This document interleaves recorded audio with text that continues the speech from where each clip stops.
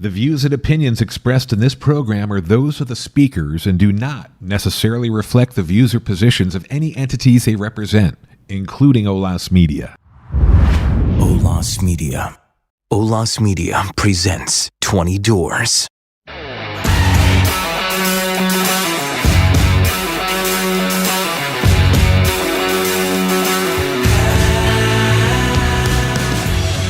Welcome to 20 Doors. This is Nathan Abbo, your host. Today I have a special guest, my good friend of 25 years maybe, Chad Peace. Chad is a very successful attorney, one of our smartest friends, co-founder of IVC. He is a nationally recognized political consultant.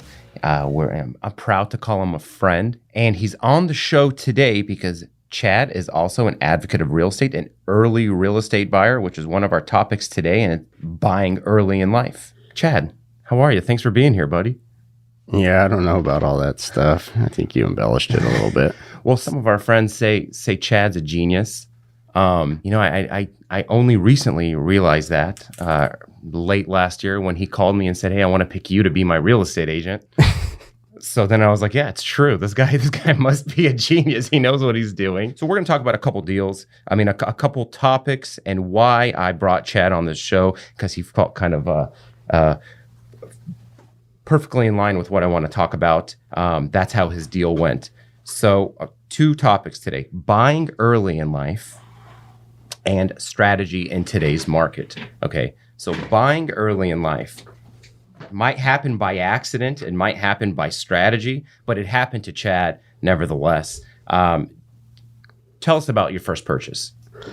Well, I mean, you also got to have some factors of luck that go into it, right? So I had just been getting out of law school. I didn't exactly have a lot of money. I had a lot more loan debt than I had cash at the time. And I was literally looking for a condo and something, and I was just driving around San Diego. I'm at the time living with my sister-in-law and their second kid, helping them take care of kids. And, I'm an adult. I need to get out of here. I went to law school a little late, so I was closer to 30 years old.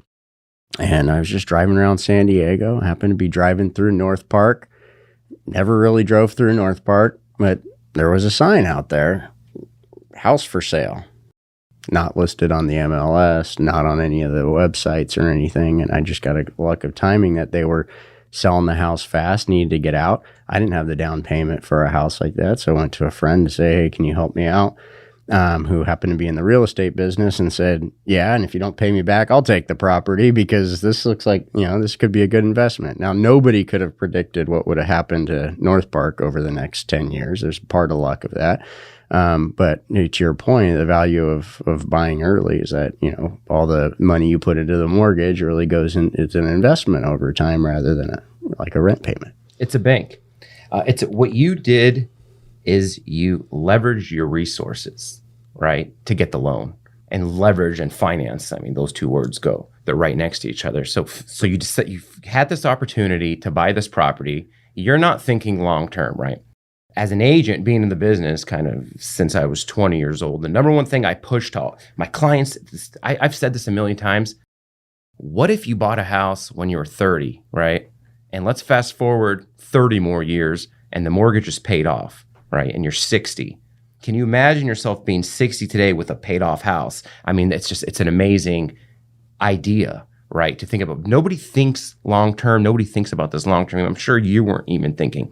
But strategy in real estate, you did it. You bought early, and what it did for you, and it was really, really interesting, and I brought this up to you a few times, is you downsized in your late 30s. Do you understand that concept? I understand it. You downsize in your people downsize when they're 60, when they're 70, because they probably bought real estate way later. So you did this thing where you somehow got into real estate early. 30. I like to promote even earlier. Stop going to the bars, stop going to restaurants, buy early, right? Because if that was your last investment, if the only thing you ever did in life was buy that property, look how great you did, in 10 short years. So you downsized in your late 30s, right? It's a bigger house, but coming from North Park to East County, right? That's right. it's a beautiful thing, and it's part of the reason why I love real estate, and part of the reason why I wanted to bring you on this show, because it's such an amazing story to buy something at a young age. 10 years later, let's just call the number $1 million or something like that. It's a ton of money, or someone could make $1 million. Let's just say, playing this real estate game. You did it right. You did it by accident, I'd say. But what I want all the listeners to kind of hear is the success of how you got there. You didn't quite know how to get the loan. You started leveraging resources. Maybe your income could have supported that loan. It probably could have. A lot of people at age 30 probably could. But you leveraged family or friends, and you got the money, and you did it. And that was a big part of just getting in there and getting your hands in real estate. So that was like a big part of it. So congratulations to you, because that was huge to do that, right? But most people don't have that mentality. You didn't even have that mentality at that young age, let's just say even in your 20s, to think I got to get in a house. So what I'm trying to say, and part of this big thing about this first topic I want to talk about, is buying early in real estate, getting in there early. Don't buy the BMW to impress your girlfriend. Don't go out to all these stupid dinners. Don't go out and buy bottled service. You save, you sacrifice. All your friends are doing it. They're going to call you a loser for not doing it, but you're going to own a piece of property, right? So take it like a step further. This is kind of what I push too, is buy a second property. Okay, so can you imagine if you had 2 properties before you were 30, right? 2 doors, right? Before you're 30, one's paid off and so you're 60 now. It's 30 days later. You make no other investments. You just spin that rat wheel you're spinning. You did nothing else. You just worked for this company forever, but you got 2 properties, right? One's paid off. One you're collecting $5,000 a month renting. That's a pretty good retirement if you don't do anything and you don't even use your brain at all, I think. Which is kind of why maybe I'm so successful in real estate. Maybe. Yeah, but like you said, there are other factors in it. Everything from the buying, which I've experienced with you, is understanding that not all real estate agents are the same. It's not just like buying a house and then selling a house and there has happened. There's a lot of stuff that goes on from the time people start walking in your door until you get that check at closing. Like, a lot of things happen, right? And there's a lot of ways the deal could have gone wrong. So there's that factor. And then, as I discussed before, there's also the combination of luck. I think, to your point, if you buy early, the trends of time, right, you're going to be fine after 30 years. It's going to be a good investment no matter what. My particular relatively short time frame to be successful was a combination knowing, okay, this was a good time to buy. But, admittedly, I wasn't an absolute expert. I happened to buy in the right place at the right time. And then we had this crazy hot market. And that's where I came to you and say, hey, look, if I'm going to downsize out there, now's the time to do it. So you called me, I think it was December 2021, probably. I want to sell my house. I'm thinking about it. I'm starting this whole position process, right? Going back to why you're a genius and why you called me. So here we are in December, right? And I'm constantly studying markets and finances, and I'm seeing what's going on. And you have the Fed every other day talking about raising rates, ultimately understanding their game plan is, how we're going to tackle inflation. We're going to have to crash the economy. We have to raise interest rates. Raising interest rates is probably the only way to probably correct inflation, right? So we saw that writing on the wall. Interest rates were still like 3.5% 3% maybe. When we were talking about listing the home, right? I still remember till this, and I'm proud of these things, right? I'm proud of these things. When I call you and I say, hey, listen, screw waiting another month. The writing's on the wall. These rates are going up. And when the rates go up and stuff starts to trend up, I've seen different markets in my career, right? I've seen when shit just shuts down, okay? And I'm not saying real estate just shut down now. It's definitely slower, right? But when rates start to go up, people start to get scared and they start to think, oh, I'm going to wait till the market crashes. And that just starts fueling this whole thing, right? So we said, hey, Chad, don't wait. I think you were going on a trip. Let's list it right now. I'll take care of it over here. We have to get in contract before these rates start to trend up even more, right? We did that. And look what happened now. Rates are at 7.5%. On your property, I was running numbers, right? If we were to sell today versus when we sold, I think it was like in April or something, or May, the buyer's payment difference would have been $3,000 a month difference. That's like No, extremely and then going and significant. buying the house that I replaced, it would have been even more than that. Exactly. Right. So, I think there's a combination of factors too on there. Is one, you got to have a real estate agent that takes credit for your own foreshadowing. That's a joke. That's a joke, Nate. No, Nate really did. Serious He business. he really did. I was going on this trip, and we had this conversation, but he's like, no, you got to get it up now, and he made the absolute right call, right? And there's the combination. Yeah, I did come into it. I had a unique situation where I had an opportunity to live next to my parents out east, right? And I'm sitting here on a property with, high 2, low 3 interest rates, and from between the political landscape and the inflation talks that were coming, and then a real estate agent that I call saying, look, this, it's coming. We don't know if it's going to be next month or 6 months or even a year, but there is not, your risk reward of holding on for another month is not very high, right? So do it now. And luckily we did it now. We listed high, we got it. The market's different. When you listed, you can almost list at whatever number you kind of thought somebody would pay in an overpriced idea, right? I know you want more, and you feel like you didn't. No, get and actually, I Every think seller that's feels that. I think that's an important call about in real estate, and that's one of the things I really appreciated about you and learned from you during the process. Is like you can't go in there and say, hey, I'm only going to be happy if I got the absolute maximum dollar that I could have got for the house, right? And there was a lot of things to say, okay, well, this, we had a water pipe that we had to fix, right? Mm-hmm. There's a call, you say, well, so what? There's a buyer's market. Go, take it, fix it when you buy it, right? And I think we talked, and your advice, and it was good, and I agreed with you, was like, no, let's just go fix the pipe, right? What are we talking about? We're talking about a few dollars in a relatively large deal. Why even create that frustration and friction between the buyer and the seller? We're gonna create friction over some spilt milk. Like just fix it. There's certain different markets offer different kind of entitlements for the buyer and the seller, right? You're supposed to get different things in different markets. In a seller's market, you get the world, right? You don't have to do anything. You don't have to bend over. Whoever's going to pay me the most, I'm going to take it. We were kind of right in the middle, where that seller's market was turning into a big buyer's market, right? Right. Fixing something like what was your case? It was the drain line. There was a drain pipe going into the city sewer system, and it was kind of corroded, and the inspection showed that it needed to be fixed, right?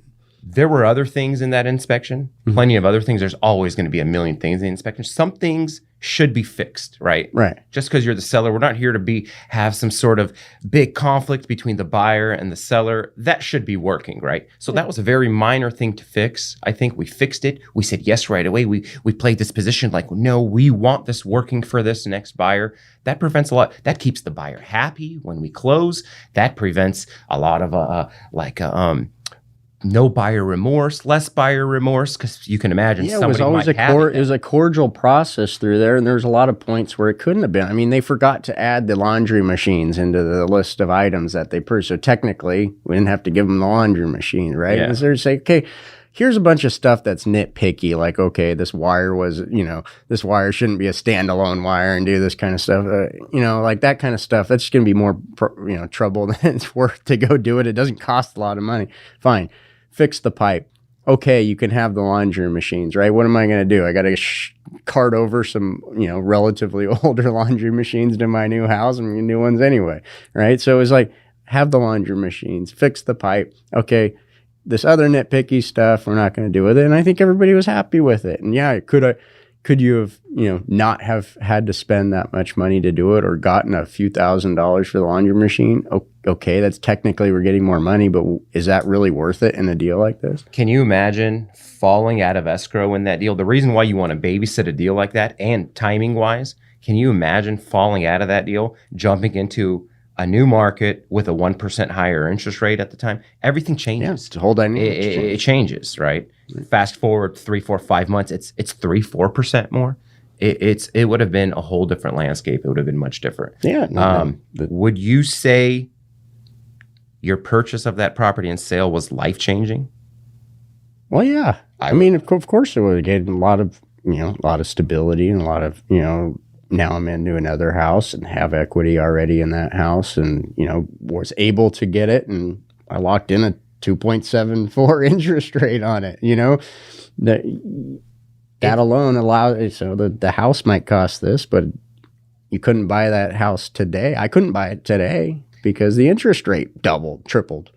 And I ask you that question because real estate is such a beautiful asset. I'm not saying that because I sell it. This is part of this. The sales part is I'm not a salesman. You know what I mean? I just believe in the product.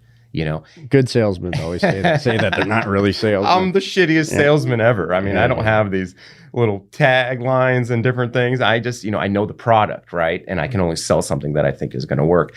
But 30 years old, 8 years later, it's like passive income. You're paying rent. Let's just call it rent, but it's going into a bank for yourself. The asset's growing like crazy. You don't even know the asset's growing. Then all of a sudden, because of policy and different things going on in our world, your real estate goes up like 30% in 2 years, just those last 2 years. I mean, that's nuts. But that's part of the luck. You couldn't have foresaw 10 years ago that you're going to have this blip of time where the market's going to go way up. Or at the same time, you have an opportunity. You have a 1-year-old kid and you have an opportunity to move next to your grandparents and stuff. Those things are just circumstances of time. Some people call it God. Some people call it karma. Some people just call it dumb luck. Whatever the heck, whether you're religious or not, it doesn't matter. It's like you can't predict those types of things. And yes, I feel blessed that all came together at the same time. But to your point, like if you buy early, over the course of 30 years, you're going to have the moment,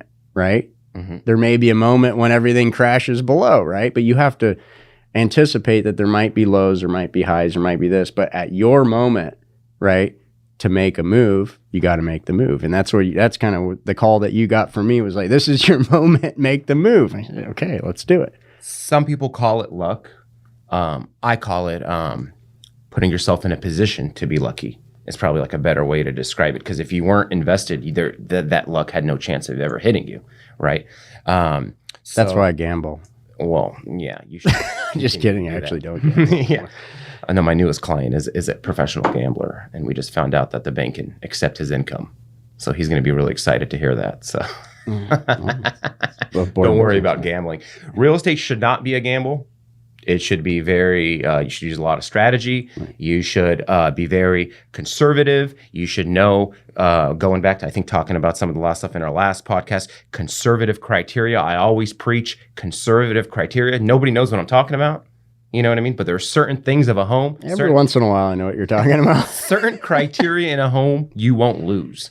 You won't lose, right? There's certain, I could talk about a million things. I won't right now, but there's certain things, certain aspects of home that perform better any given day, right? Right. So that's kind of part of what I preach. But I'm stoked to see someone do what you did, invest. None of your friends probably had a house at that time. I'm sure you were maybe one of the only ones, at least, There's a few you did. Well, I'm in real estate, so for me, it's strategy. I know this stuff is going to happen, right? So I know that I have to invest. I know that I have to buy real estate, A lot of other people with different types of like jobs, let's say like you, more professional jobs than me. You guys are so, you guys have your 401ks. You guys have your different types of maybe your company's stock portfolio. Me in real estate, I didn't have that, right? So at age 20 years old, I'm thinking, okay, I don't have the 401k. My 401k is going to be a property, right? Then, okay, got the kids.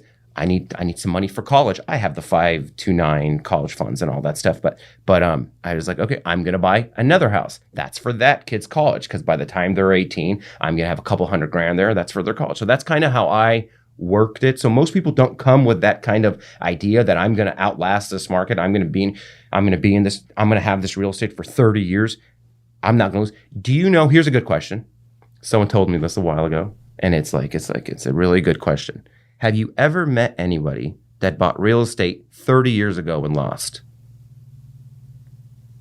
I don't know anybody. Have they lost any? Has anyone lost? Has their property has their value went down from 30? I don't think there are properties that have gone down in the last 30 years. It doesn't work like that. Real estate is 100%. Well, not in this country. Some countries maybe. I don't know, but it's 100%. It works. And if you're in the long-term game, it works. And if you make money, this is also what I tell people. If you make money in the short term, then that's just luck. Again, you positioned yourself to acquire that, to get that luck, right? But that's not how real estate's supposed to work. You buy real estate, you buy today. It's a long-term game. And one thing I can guarantee you, with the conservative criteria that I just talked about, it's 100% you will have a successful investment. So that's what all of these new people that are entering the market who are super maybe scared or don't know, or the landscape adjusted because now their payment is more, there's still a ton of opportunity, which leads me to my next topic that I wanted to talk about in this podcast, and that's strategy in this market and who's this market for, right? Because in every market, there's the right investor for every market. And by the way, there's money to make in every single market. It takes adjusting, right? But in this market, and we're talking about just the primary buyer, right? This is a huge market for a big group of people. And that group of people is the move-up buyer, okay?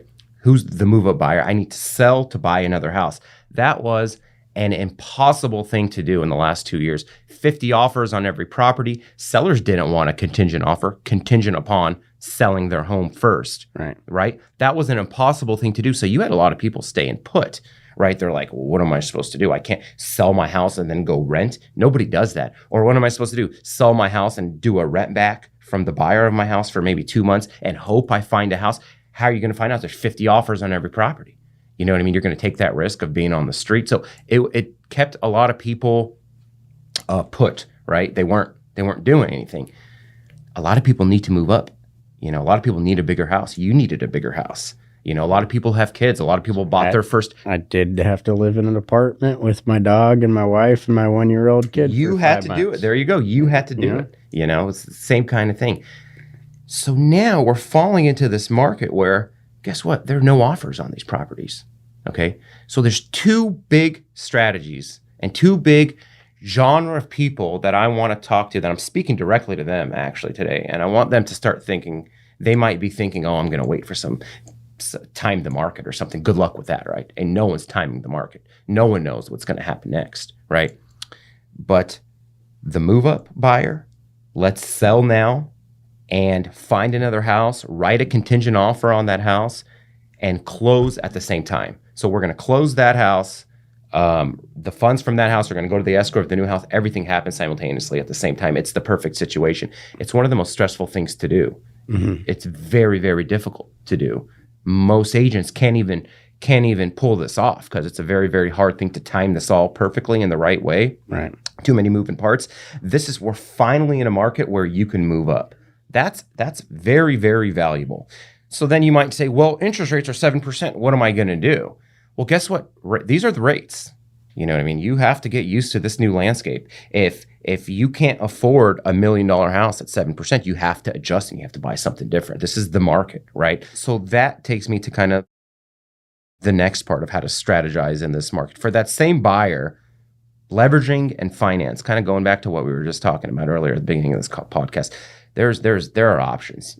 It's not just a 7%. A savvy agent and a savvy lender will show you some good options. I just put a deal in escrow at a 5% 30-year fixed. It's a portfolio loan. The guy had money in his bank. He's buying it's around a $2 million place. The bank said, we'll give you this loan. We'll finance it ourselves. We're not going to sell the note. We're going to service the note, and we'll give you a 5% interest rate. So 5% translated to $2,000 a month on that sale. That's huge. Like, guys, you guys need to listen to me. That's huge. Okay. So that's a big deal. Next, we have these ARM rates. It's an adjustable rate mortgage. So for that same person who doesn't have a ton of money in the bank, where the bank will do a portfolio loan, meaning, you know, they're going to give you the loan not based on government Freddie Mac guidelines. It's just that specific bank's guidelines. Across the spectrum are these ARM loans. Again, this sounds maybe kind of gibberish to some people, but it's very attainable. A 5% interest fixed for 7 years. Then it turns into an adjustable every year or every 6 months after that. That's a totally fine loan. I'm the most conservative investor, right? That's a totally fine loan because we've seen the Federal Reserve do this a million times where they completely dictate the markets through their interest rates. So when stuff starts to get bad, guess what? They drop the interest rate. I really feel like the rates will drop in the next few years. So you get this low interest rate, you're saving $2,000 a month, $3,000 a month. A year later, 2 years later, you refinance I think I don't see values dropping between now and I see stuff slowing down. I see flatlining. I see a minimal growth. It's not gonna. I don't see a big drop in pricing, right? So if you can facilitate this move up, sell and buy, get that low rate, there's no reason anybody shouldn't be looking at real estate right now. That's like the next big thing. Okay, going back to another type of buyer who should be looking today is an investor, right? Because you need to be writing low ball offers right now. You need to be looking at this market time right now, right? People aren't doing that. I put another deal in escrow, 200 grand off the price. 200 grand off the price. That's a big deal. So you go in there, you see this market time, 30 days, 25 days, 30 days, and we're writing these low offers, but we're putting together some pretty cool deals. So this is that time. You're not going to be able to do this once rates come down again and people start to go crazy, or once they figure out some way to incentivize a buyer again, which they will. 40-year loans and stated income loans, all that stuff's coming back.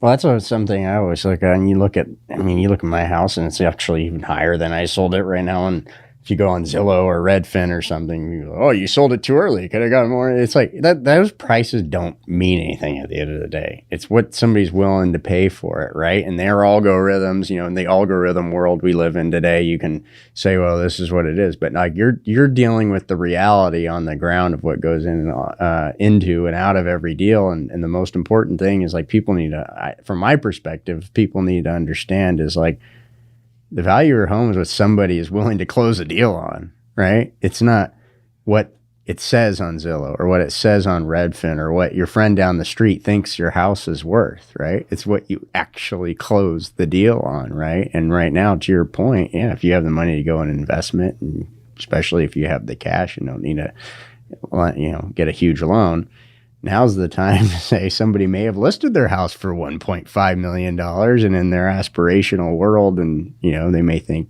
they want to get that, but maybe in a position that for 1.25 or something, they'd be willing to give it up because that's the best offer on the table. Well, just like buyers may be scared, and this whole thing is ran through confidence, right? Just like buyers may be scared, sellers are scared during, I love these. These are my markets. Transitory markets like this is my market, because I go in there and I find vulnerability with these sellers, and we get the best deals out of them. They're scared, right? So if you have a house sitting on the market for 3 weeks, 4 weeks, it's not listed, you're watching the news. I think the 10-year Treasury this morning was at like 4.1 or something. It's the highest it's ever been. That kind of 10-year is tied directly to these interest rates, right? So as you see that 10-year go up, automatically know your interest rate is going to go up too. So sellers see that and they know that, and they're hearing all this bad stuff on the news. They're going to consider any offer. They're going to consider these offers. Where I'm finding a lot of opportunity right now, a lot of people are inheriting homes. They're inheriting homes. Their family's dying. They get these houses, right? A lot of them need work because they've been just rental properties forever or something. They list it. It's $2 million. There's 5 people there, five siblings. They all want their money, and I know that because it's a trust sale, or it's that's how they're identifying the property. That's what they're selling. And I'm going in there. I'm like, oh yeah, all right. Well, 5 people. There's 5 siblings. Well, what the hell do they care? 50,000. Let's offer them 200 less. What do they care about? Yeah, they're going to split it up 5 ways, and they didn't have any skin in the game to start with, right? And that's what I'm going to say is like. Somebody going, a seller should be looking at now is going, okay, well, I could have got 1.4 million, 3 months ago. Well, 2 years ago, you could have only got 900,000, right? So from that perspective, if you wanted to move and you want to move now, yeah, it's a bad market, but you would have been like, wow, I can't believe I got $1 million for this home a couple of years ago. And now you're sitting here spilling milk because you can't get the 1.4 you could have had, 4 months ago. You're going to do fine. You only have $400 or $500 into the house in the first place, right? That's actually a good point. That's a good point for someone out there listening, because they're thinking market's going to crash or something, or a seller thinks like, the sky's falling. I think sellers are really cool about the idea that hey, I still have a ton of equity in this place. If things slow down, like, what do I care? I mean, this is all kind of pretend money anyways until I sell it. You know what I mean? But if I bought for 500 and 6 months ago it was worth 1.2, but maybe today it's worth 1.1, nobody cares. Nobody's in a frenzy. You know what I mean? You're going to sell it. They're still going to, and if you had, going back to conservative criteria, if you had that conservative criteria that I sell in the first place, you're not even going to have had any loss. Because it's only the bad properties that are taking the losses right now. These good properties that kind of have what people want, those are flying off the shelf. Those aren't. And those are still going up, as a matter of fact. So that's kind of where I'm going with this whole thing is there's not a lot of, shouldn't be a lot of fear there if that's what people are feeling, because that's what the news tells you to feel. All you hear is bad stuff going on. But that's why I'm here to kind of talk about the opportunity that's there. And there's opportunity in every market, and it's up to the investor, it's up to the agent to adjust to the opportunity, to find the opportunity, to identify value. And I think that's been a whole the whole reason behind my success has been identifying value, right? So, and how to kind of work these markets. All right, and this goes back to kind of what we were talking about and my two big topics today. You kind of went through one of them, which was the move up. You moved up in size of home, but you moved down in size of price. So that's why I call it you downsized at in your 30s. You actually bought a much bigger house, but your smaller house was worth more than your big house. Yeah, which is just kind of an interesting thing. I'm going to keep throwing that in your face because it's kind of really cool that you did that. So buying early, I'm very happy that you did that. I think you're a success story in that. People need to kind of know that opportunity is there and how to be successful with real estate. And buying early, I think, is the biggest no-brainer. If you can afford it, if you can leverage your resources, which is what you did, you maybe couldn't get the loan, you made some calls, you figured out how you can do it. Family is a big thing too, guys. Leverage your family. They're there. If you have that option, leverage your boss might help. I've helped people. And figure out your way in, right? Because it's about putting yourself in that position to get lucky, putting yourself in a position to be in an asset that grows. So you accomplished that. You did the move up. The move up is the biggest thing I think everybody needs to hear right now. Nobody could do it. Now is your time to do it. Don't worry about the interest rates. There's very creative financing out there. And as a professional, we do think the rates are coming down. I mean, the rates we've seen it do it so many times where they go up, everything stops, then the economy screws up, then they go back down, and everything kind of starts to skyrocket again. People go nuts and they jump on it. There's going to be 50. So it's going to happen. It's always going to happen. You have to have an exit plan in real estate, right? You can't afford it. You lose your job. That's the number one thing. The easiest exit plan is, well, you can sell if there's equity, and there's probably always going to be equity if I sell it to you, right? But the other exit plan is renting. So have your exit plan. Make sure your rent is maybe the same amount as your mortgage, or you can figure out a way if you have to kind of throw some more money on top of it to manage it. But you should usually always be at a breakout even point. There's your exit strategy. Shit hits the fan. You rent it out. You go move into something that you feel like is more affordable for yourself. Maybe a small apartment. I don't know what would cause you to have to, for shit to hit the fan, maybe get a divorce or something, or maybe you lost your job or something. That's the only way. But that's how you kind of have to look at it, I think, how to take advantage of today's market, right? You look at kind of all those variables. How can I make money in today's market? And that's how you do it today. It's the low ball. Go in there, low ball. Make yourself a deal. If you think the market's crashing, go and try to get tomorrow's price today. It's very, very vulnerable moment. This type of vulnerability won't be there forever. It's happening during only these kind of transitions. People are scared. Sellers are scared. Go in there and take advantage. Get a good deal. And I think it's totally there. 3-week market times, 4-week market times, 2-month market times, those are they're asking for offers. Send me a low offer. I'm overpriced, right? And I'm doing that, and we're putting these deals together when we could otherwise never even imagine. These offers would get thrown out in a second. They wouldn't get looked at. But now there are 0 offers on these properties. So take advantage out there, people. This is your market. This is my market. I love this market. You should buy another house. I think you should. See, I'm not good at selling. I'm not a salesman. I am not a salesman.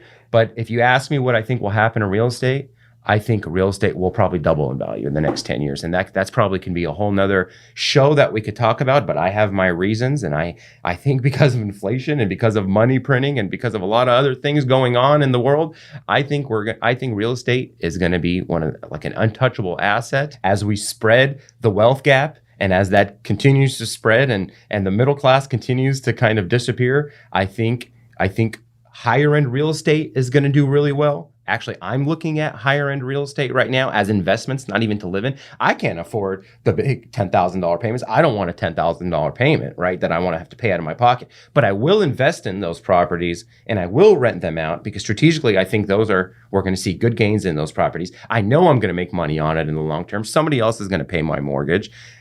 And then now I have a $3, $4, $5 million asset that I don't have some crazy income. I can't afford that, but I can afford to invest in it and I can afford to have someone else pay the mortgage. And then I will also realize the gains 30 years from now when there is no mortgage. So that's kind of been my strategy, and it's a working strategy. So for you and anyone out there listening, you have one, right? You have one now. Buy your other one. So when we're 60, we can say, hey, thanks. These are both paid off. I'm in the best position ever. My house is worth $5 million. My investment is worth $5 million. I've got $20,000 coming in a month. I got no mortgage payment, and I didn't have to do anything else for the rest of my life. This is it. Well, we got kid 2 coming in about 3 months. So how about you have that conversation with my wife and see if that's a good idea? There you go. That is a good idea because you should buy your kid a house. This is a whole nother thing. We'll kind of end on this. Buy all your kids a house, guys, if you can. This is Nate, not a salesman. How are they going to buy a house later? How are they going to buy a house later? I know. I feel terrible for the next generation. It's tough. Parents are buying their kids houses. They're helping. And, some people don't have the parents to do that. I get it. You go there, you make your sacrifices, you do what you need to do, right? You just need to get invested. So that's what I wanted to kind of elaborate today. That's what I wanted to tell people today. We're in this market where people are stressed out about what to do. Their payments are more. What do I do? Well, the first thing you do is you don't buy a stupid property. You don't buy because you think it's your dream property. You call an agent like me. You find out what I'm preaching with conservative criteria. You buy something like that. You have your backup plans, right? And I guarantee you're going to be successful. And I actually guarantee. It's hard to make these guarantees, but I guarantee you're going to see like a yield or you're going to see a successful deal. You did it for me. Yeah, I did it for you, but